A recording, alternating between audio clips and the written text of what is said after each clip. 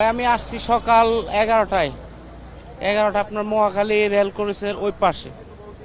এখন বাজে রাত প্রায় 11:40 এতটুকু সময়। তারপরে এখনো তেল নিতে আরো প্রায় 2 ঘন্টার ওভার, আর 2 ঘন্টা প্লাস সময় নিব তেলটা নিতে। সারাদিনই লস, কাজের জন্য লস। এবং যে সময়টা আসছে, এখন যে আমি বাসায় যাব, আমার গাড়িতে ওই ফয়েলটাও নাই। আমি যাবো কিভাবে যাব?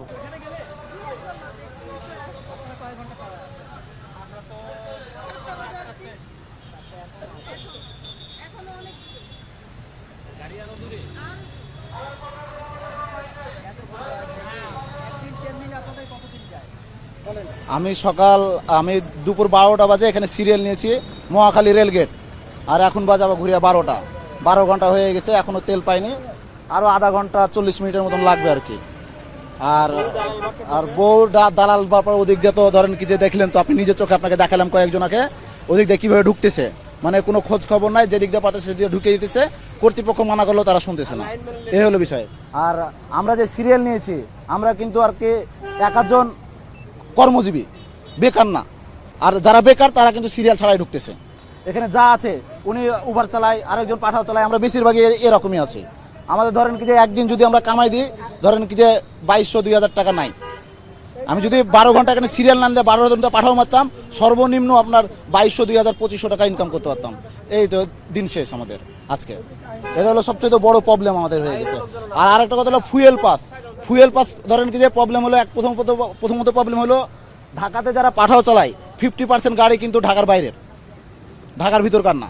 তো ওগুলো ধরেন কি যে ঢাকার ভিতরকার ছাড়া তো ফুয়েল পাস দিবে না, এটা একটা কথা। আর একটা কথা, একই লাইনে সবাই, আমাদের ফুয়েল পাস আছে কিন্তু একই লাইনেই সবাই দাঁড়িয়ে আছে ওই 12টা বাজে। তাই ফুয়েল পাস করে লাভ কি হলো? আপনার লোকালে দিতেছে 1200 টাকা, 1000 টাকার তেল, আর ফুয়েল পাসে দিতেছে 1200 টাকার তেল। 200 টাকার তেল, এই 1.5 লিটার তেল আহামরি কি হবে? এই প্রবলেমগুলো সবচেয়ে বেশি হচ্ছে। এগুলো সব ধরনের যে কর্তৃপক্ষের লেলা সেলা আর কি। দুপুরে 12টা বাজে মহাখালী রেলগেট বসছি, এখানে আসছি এখন 12:15। যদি তেল থাইকা থাকে তা আমরা তেল পাই না কেন? আর শতকরা আপনার দেখা গেছে 80% পাম্প বন্ধ করে রাখছে। তাই যদি সবগুলা পাম্প চালু থাকতো আমরা এই ভোগান্তি ভুগতাম না। এখন গোসলও করতে পারি নাই, নামাজ পড়তে পারি নাই, দুপুরে খাইতেও পারি নাই। তাই সরকারে এখন বিভিন্ন জায়গায় ফ্যামিলি কার্ড, কৃষি কার্ড, এই কার্ড দিচ্ছে, কিন্তু আমাদের এই ভোগান্তিটা এরা ফলো করতেছে না। কারণ আমাদের এই কষ্টগুলো দেখার মতো কেউ নাই। দেখা গেছে স্যার যখন ইনুসার ছিল, তখন অটো রিক্সাওয়ালারাও রাস্তায় নেমে আন্দোলন করে আদায় করছে।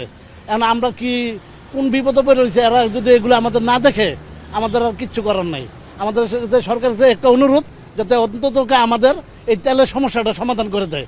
প্রচুর তেল আছে, প্রচুরই আছে, মজুদ আছে, কিন্তু আমরা পাম্পে আইলে তেল পাচ্ছি না। অনেক পাম্পে গিয়ে মানে সকাল থেকে 5টা পাম্প ঘুরছি, তেল নাই, বন্ধ, তেল নাই। তা বলতেছে তেল আছে, কিন্তু পাম্পওয়ালারা বলে তেল নাই। আমরা যদি দাম বাড়াইতে হয় বাড়ান, সমস্যা নাই, কিন্তু আমরা যাতে রেগুলার তেল পাই। আজকে সারাদিন আমাদের যদি চলে যায়, আমরা পাঠাওরা, তাহলে একদিন তেল নেই, একদিন খেপ মারি, তাহলে আমাদের সংসার চলবে কিভাবে বলেন? আমি সকালবেলা আসছি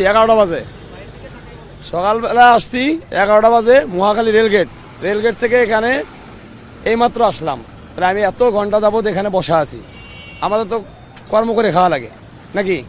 আমরা বাংলাদেশের সরকার যদি এইভাবে আমাদের চালায়, তাহলে আমরা কি কর্ম করবো? একদিন পুরো দিনটা যাবে আমাদের বিফলে। তাহলে আমরা কোথায় থেকে এই তেলের জন্য সারাদিন কাজ করবো? বউ আছে, পোলাপান আছে, মা বাবা আছে, ফ্যামিলি কীভাবে আমরা চালাবো? সকালবেলা 6-7টা পাম্পে গেছি, একটা পাম্পেও তেল নাই। তেজগাঁও গেছি, ওখানেও তেল নাই। তারপরে আপনার ঢাকা বিশ্ববিদ্যালয় ওখানে গেছি, ওখানেও তেল নাই।